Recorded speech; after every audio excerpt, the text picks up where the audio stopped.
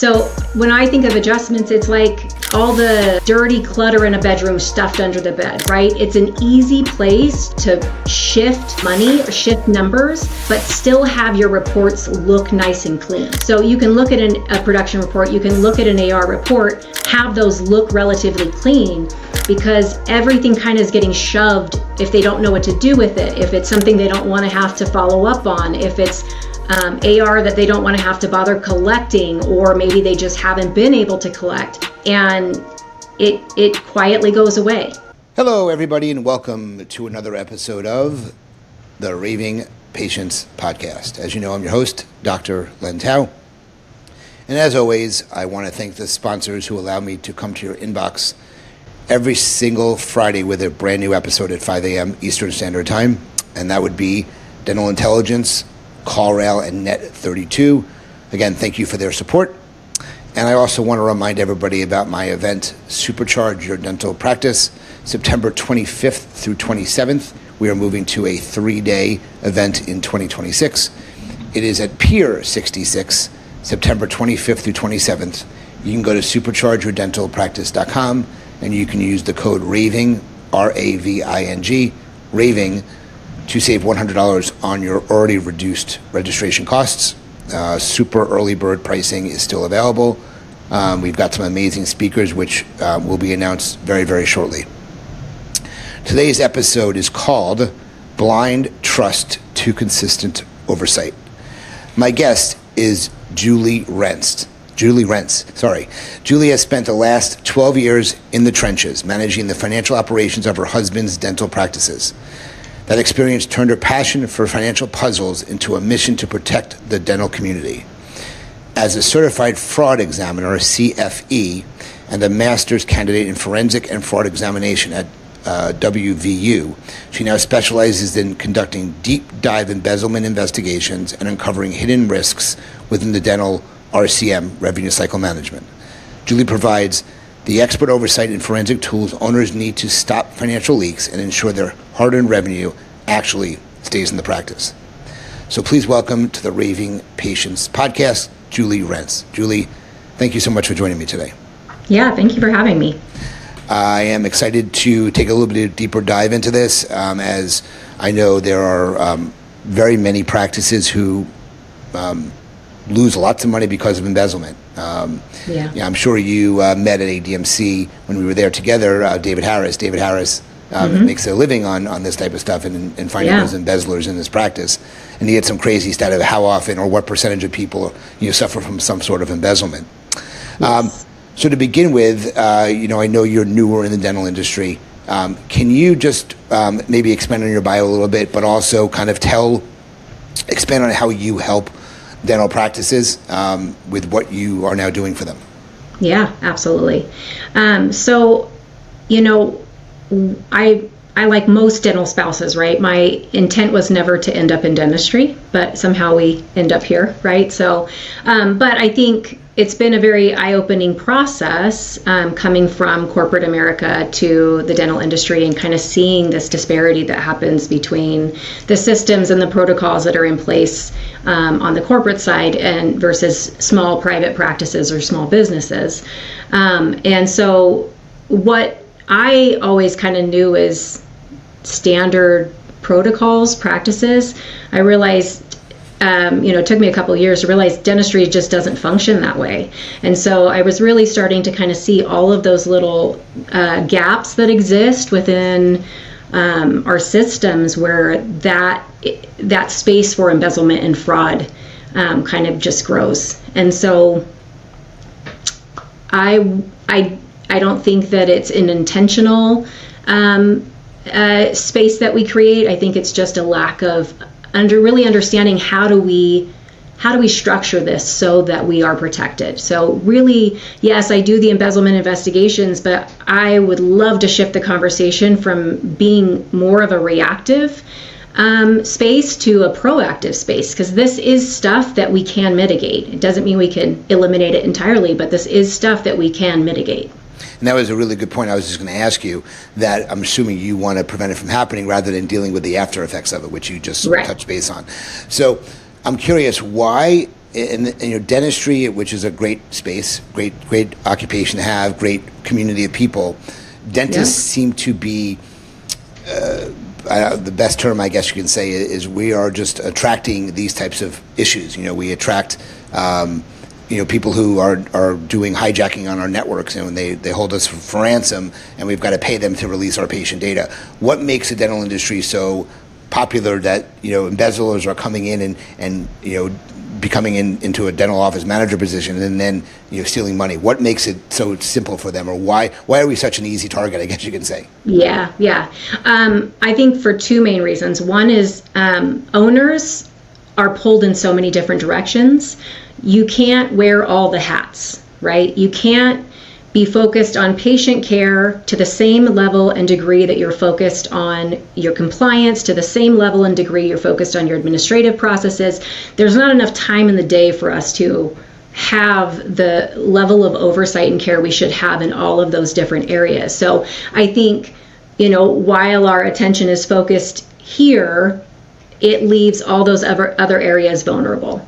And I think because we have such small teams, that makes it even more complicated, right? Where other companies might have IT departments and accounting departments and a team of people dedicated to monitoring and managing that space, dental doesn't have that. We're kind of expected to be a jack of all trades, right? As a business administrator, I've worn every hat in the practice.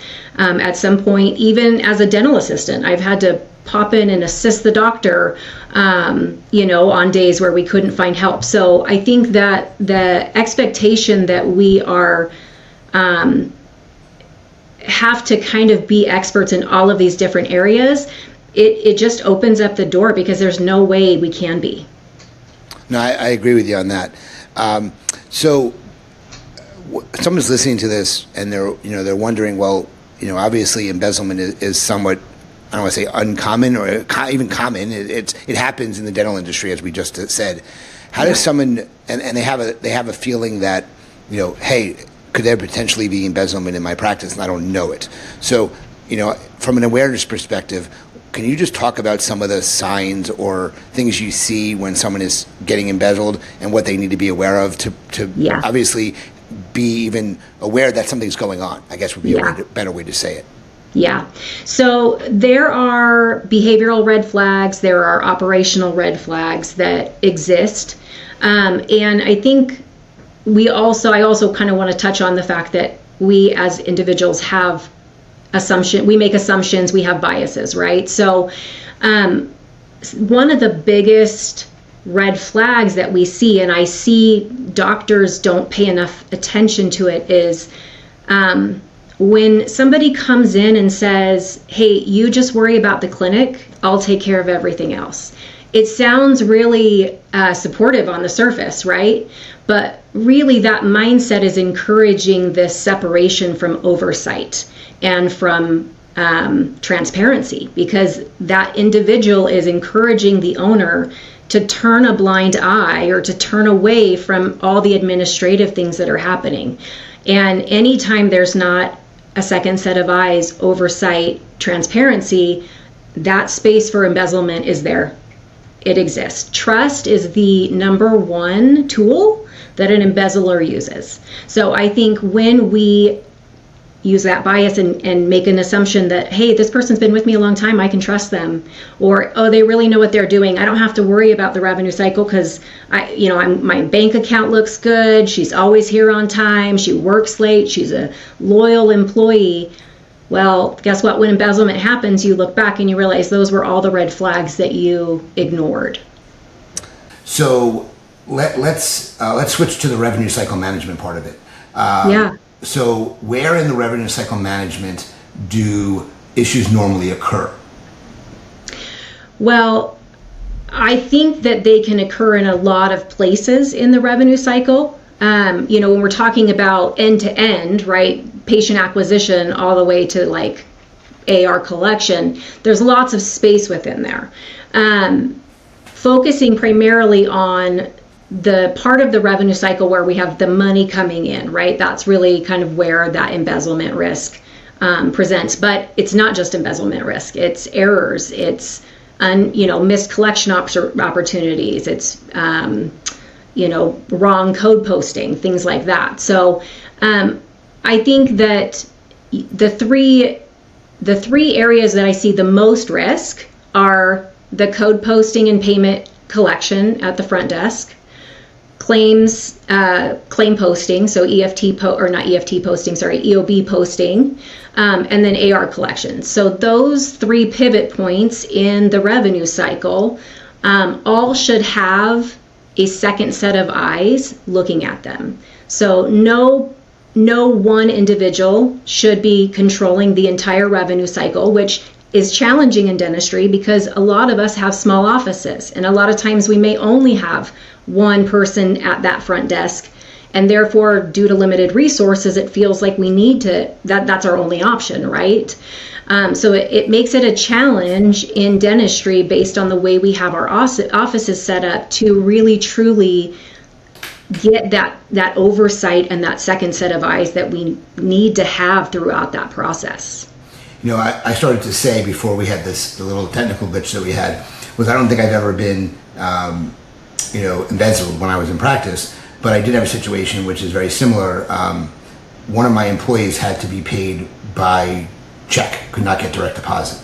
She had an issue with the government, and I had switched her to a check option versus an automatic deposit option.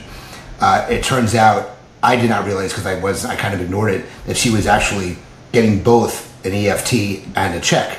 And when the checks arrived from Paychecks, she actually opened the mail up, took her check out, which I thought was the only way she was being paid. I later found out that she was double dipping and knew she was double dipping, and obviously that was a problem. That's a different type of embezzlement, but in this case she was getting double paychecks. So and she knew it. So I learned obviously there was a problem, and I needed to fix that problem moving forward. So, but I don't think I never was embezzled as far as I know from that perspective. So you talked about, obviously from posting EOBs, you talked about, billing patients, collecting money up front.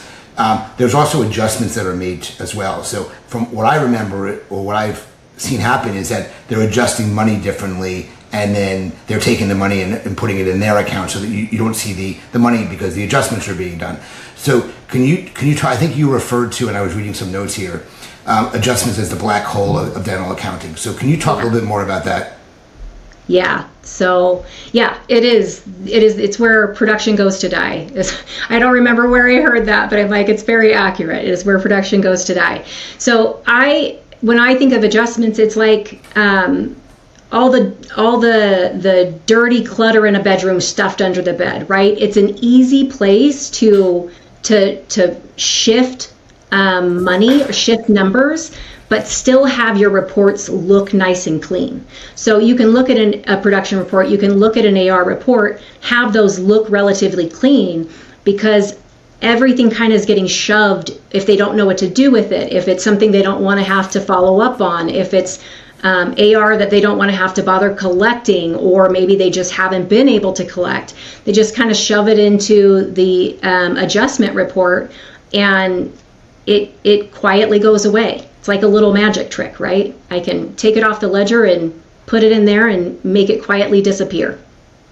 Are there specific adjustments that are more common or harder to track, or again, red flags if you see too many of a specific adjustment that pops up in reports that you need to be a little bit more concerned about it? Yeah, I wouldn't say that it's a specific adjustment type. It's more around the fact that we do not do a good job of defining our adjustments. What are the reasons that this adjustment can be used? Really giving the structure of how we use it, when we use it, and why we use it. Having a valid reason. So, when I do my month-end audits, that's a report I go through line by line. I'm looking at every single adjustment. Was it used correctly? Is it in the right category for the right reason? Does it have a valid, trackable explanation in the adjustment? So if you are using the adjustment report, what I term as correctly, It actually is a really great tool to be able to understand what is happening within your business from multiple standpoints. Not only do you catch embezzlement, you have the potential to catch embezzlement if it's happening, but you're also going to catch if some of your team member maybe doesn't understand some insurance concepts that they should. You're going to be able to see insurance networking issues you might be having. Maybe you've got a carrier that's leasing a fee schedule you weren't aware of. Things that are getting underpaid, or things that are being trends that insurance have. Let's mark that number. If I'm starting to see a trend where insurance is denying specific claims, right, I can start seeing those trends, and then it gives me the opportunity to go back and fix that on the front end. Allows me to be proactive, so I'm not having that same situation happen. It's really an eye-opening tool if you're using it with intention. And how often are you recommending, I'm sure it's going to be every day or once a week, how often do you recommend that they actually look at these audit trails reporting just to confirm that the stuff's being done appropriately and in the way it's not a problem per se? Yeah. So we do it in two places. We do it at the end of the day, right, when we're closing out we don't actually close out our day at the very end of the day. We do it the next morning because I want everything audited before we officially close the day. So we check it at that point. And then at the end of the month, before I close the entire month, I go through that audit report line by line, make corrections, have conversations with team members where conversations need to have, make any corrective action items that I need to do. Like this last report I just did, I found that we have two doctors, and so one of our doctors is being paid on one fee schedule and our other doctor is being paid on another fee schedule. And so I'm losing money, right? It's a financial leak that I've found simply because an insurance company is putting one of our doctors on a different fee schedule. So it gives me an opportunity to plug that leak, collect more money for the practice, and create less adjustments for my team because I am monitoring that with intention. You obviously, well, I hope the offices are hiring someone that they trust to do this for them. When does a simple clerical error, somebody like actually makes a mistake, when does it become like when you have to be concerned with somebody who's doing, committing a crime or intentionally doing fraud? Like where do you draw that line? Yeah. And that can be really challenging in dental because fraud has a couple of components, but two of the big components are intentional misrepresentation. So that means that they've manipulated something in the documentation, right? They're covering their tracks. Think of it that way. And that there's a personal benefit to them. So they take the money, they deposit it in their account, they spend it on themselves, right? That's a personal benefit. But when you start to see the same error happen over and over and over, same person, same situation, and you've done the training, you've addressed that with them, made sure that they understood kind of the expectation of what this process should look like, and they're continuing to make that same error, it's no longer an error, right? It's in the pattern. It's in the pattern and the behavior that we start to see that shift from mistake to intention. Got it. Now, I know you handle two aspects. One is obviously when it happens to investigate it, okay? Yeah. The other end is being proactive and putting things up in place to prevent it from happening, okay? Right. So you're working with office on both ends of that spectrum. So for those assuming that nothing's happened at this point, can you give a kind of like just a simple checklist or simple steps that a practice could put into place in order to be proactive and kind of make sure you're preventing this from happening? Like what reports to run, how often you should run them, any other suggestions that you can provide as well? Yeah. Biggest suggestion I would make is look at your systems, look at your processes within the revenue cycle, and ensure that there are two sets of eyes looking at that process from the time that the codes are entered into the computer to the AR collection. So I recommend auditing your deposits, not just on the accounting, right? So dental deals with dual accounting systems. We have our accounting software, QuickBooks, Sage, whatever your system you use. And then you have your PMS. So we have accounts payable on one side, we have our accounts receivable in the other. Usually your bookkeeper, your CPA, they're good about reconciling on the QuickBooks side. But very few CPAs are looking at it from the PMS standpoint. And so it creates this big gap between your accounting systems. So reconciling your deposits to your bank statement from your practice management software to ensure that what your system shows you received, you actually did receive. You know, I've had this process in place for years and years, and I still find errors. I still find little things that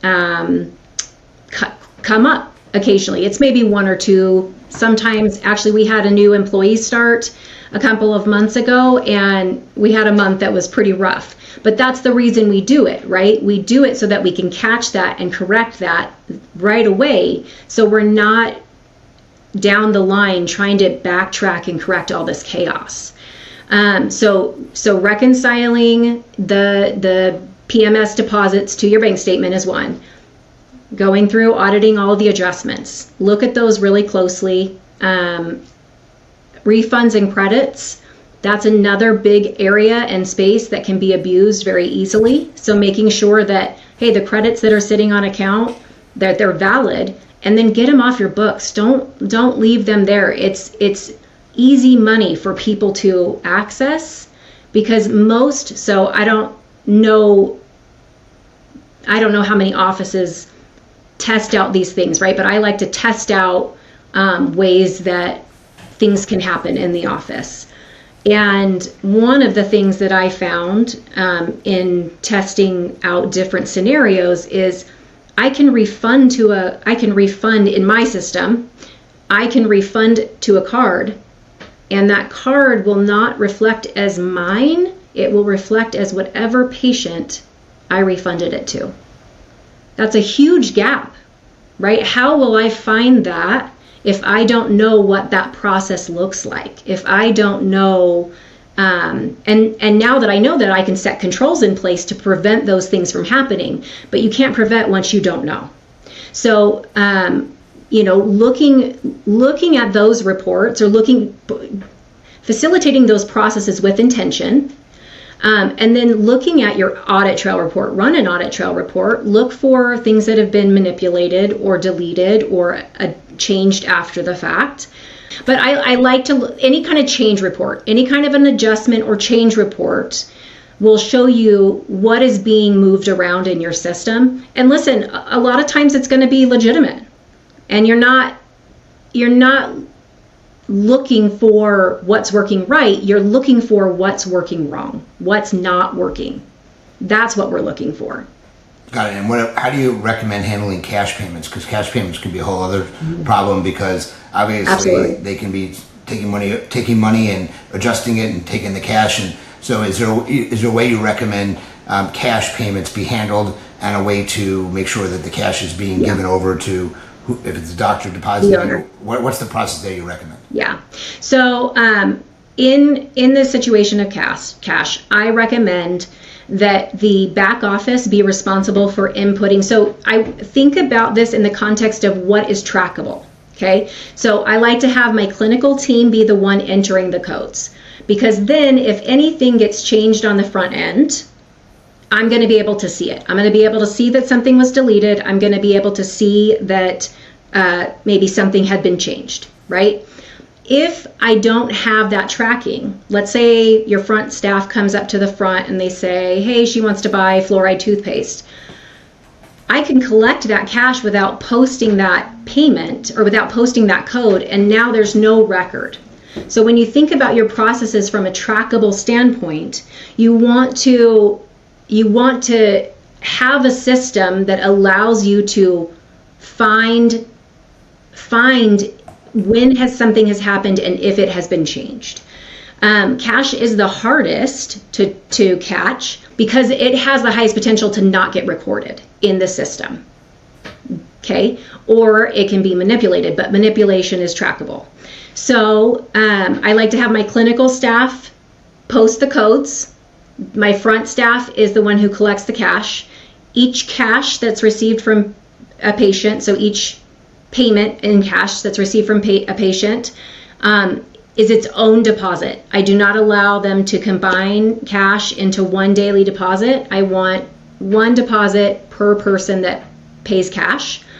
And then I have a single access lockbox in my office that the cash, it immediately gets put into deposit, like prepared for deposit, and it gets put into my single access deposit box that I have in my office. And so I'm the only one at that point that can access the cash once it's been put in that lockbox. Got it. No, that makes a lot of sense. So I know we discussed a lot of things here.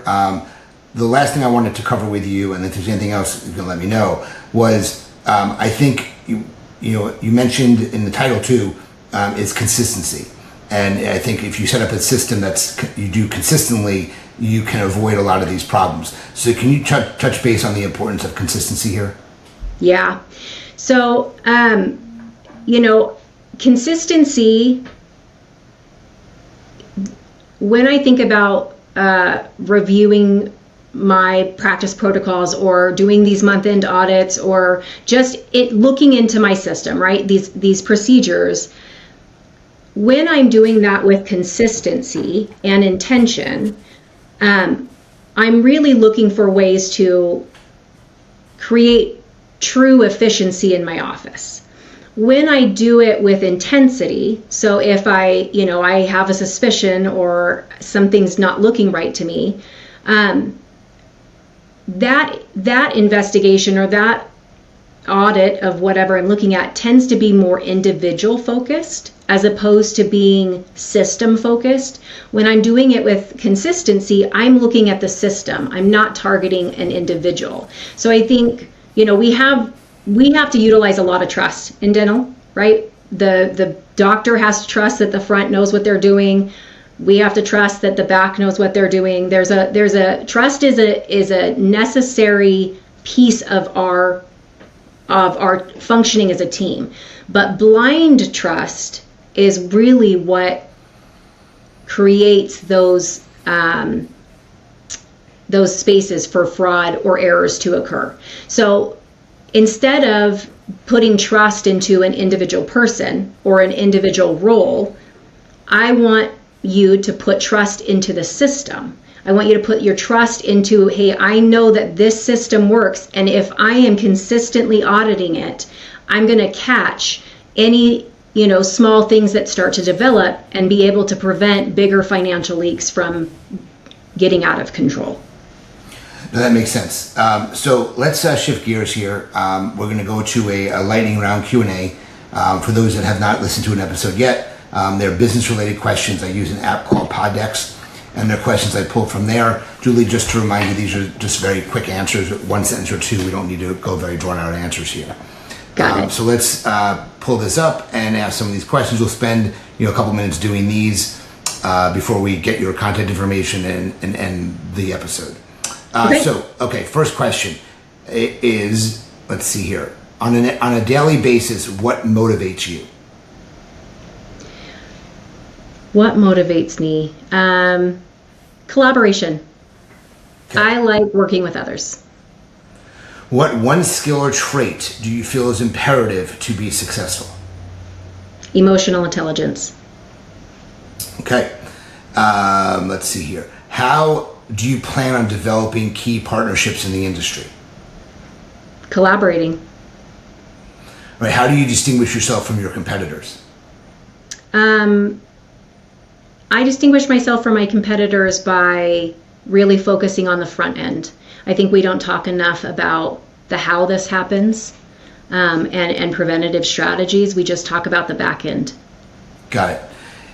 If you could take a class to learn anything you wanted on any topic, what would it be? Public speaking. Okay. All right. What do you think you've learned, or what have you learned from the most successful person you know?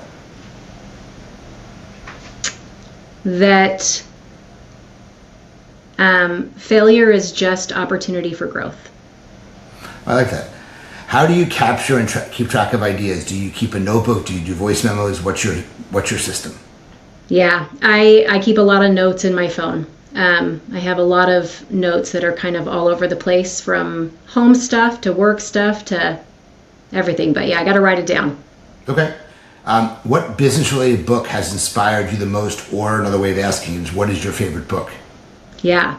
My favorite book is actually Extreme Ownership. It's a book written by a Navy SEAL on corporate, just being accountable, ownership, responsibility. I like that book. Who has been your greatest inspiration? My mom. Okay. If you achieved all of your life goals tomorrow, what would you do next? Plan new goals. Okay. All right. Let's see here. We're going to do two more questions. One is the same one I do every time, so I'm going to find one more question here. What was the first thing you wanted to be when you were growing up, when you were a kid? So when you were a kid, what was the first thing you wanted to be when you grew up? A mom, which, turns out parenting is a big scam. But yeah, I wanted to be a mom. Do you ever see those they ask kids what they want to be when they grow up, and one of the girls goes, pregnant. That's what she put in there. No. Yeah, I mean, that's from early ages, that's all I can remember is I was going to grow up and be a mom. And I mean, I am. It's great. It has a lot of really fun times, but it is also the most I call it, parenting is an and statement. There's no one emotion. It's hard and it's wonderful. Got it. No, that makes sense. I'll ask you another question before I go to the last one. What profession, doesn't have to be in dental, what profession do you think is the most undervalued today? Technical trades. Okay. And last question, everybody gets this. Last question. Could be personal or business, doesn't have to be business only. What is one subscription, something that you pay for monthly or annually, that you cannot live without?